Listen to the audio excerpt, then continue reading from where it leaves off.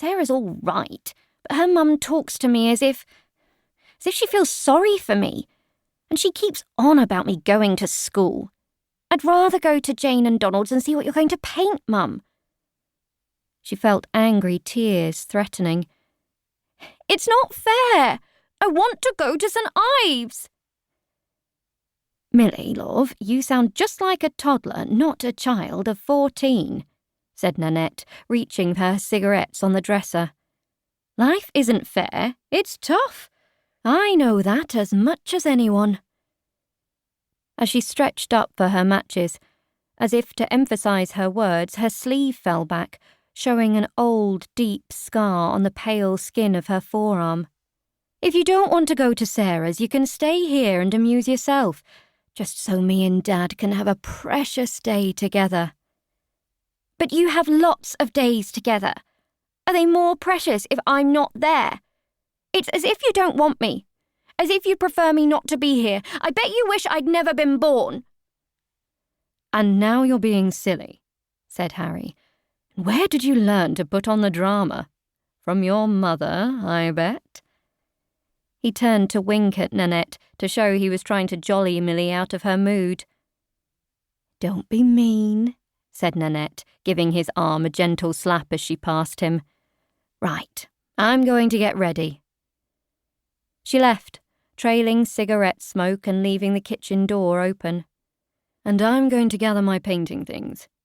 Do you want to help me, Millie?" "No." "Suit yourself." "If I suited myself, I'd be coming with you."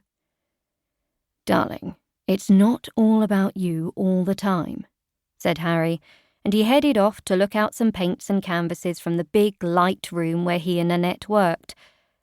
It was very large and could accommodate both without any cause for them to argue about their own spaces, even though they frequently did. Millie got up only to slam the kitchen door as hard as she could behind her father. She listened, but there was no reaction to this. It was as if her parents were already mentally on their way and unbothered by her anger at being left behind. "I hate you!" she yelled, as loudly as she could.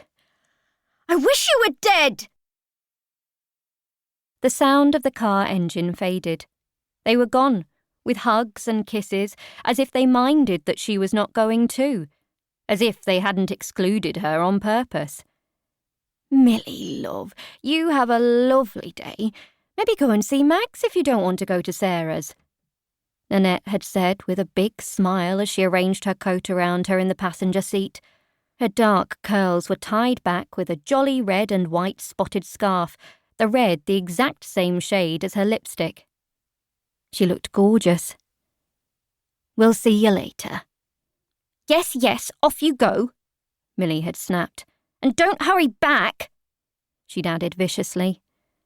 Now she put on her coat and went to let the half-dozen pert little hens out into the garden, then, shoulders hunched, mooched over to see if there were any eggs in the nesting boxes. There weren't. She knew there were things to eat in the pantry, but she was in the mood to feel she had been left to starve now there were no eggs. Then she wandered around the garden in the wet grass, kicking the decayed remains of fallen apples and stoking the fire of her resentment at being left behind. Again. Eventually she went down the lane to see Mags, an old lady who was a potter. But Mag's cottage was silent, and there was a pencilled note stuck with a drawing pin to the door. Easy enough for Millie to read. "Daisy, I'll be back by 4. Who was Daisy? Millie felt excluded again. Perhaps she should go to Sarah's after all. But by now she was too fed up to want company. She would stay here by herself. She'd go and occupy her parents' studio and paint a really big picture on one of their canvases, using a lot of their paint and making a huge mess. That would serve them right for abandoning her. In the studio, she lavishly squeezed paint from several tubes onto a palette, then set a large blank canvas on her father's easel, first removing a half-finished painting of her mother that he was working on and propping it against the wall. She'd start with images of her parents, Mum all pretty with a